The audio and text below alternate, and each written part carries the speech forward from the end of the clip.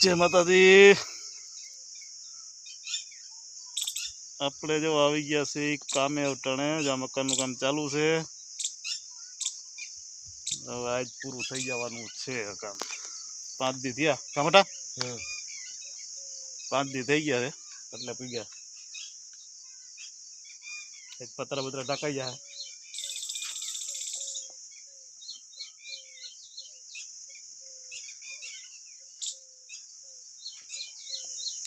વાડીમાં બનાવેલા છે જો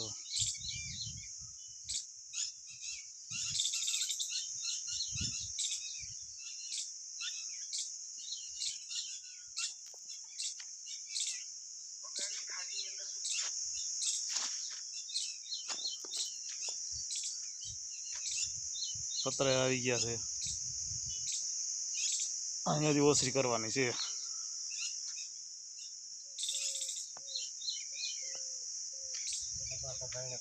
લબાસો બધો જો બાયણે ટાકેલો પડ્યો છે એમને। હવે થાય તે અંદર કંઈક પછી ગોઠવાય એવું છે। ચાલો સવારના પોરના બધાને રામ રામ, જય માતાજી।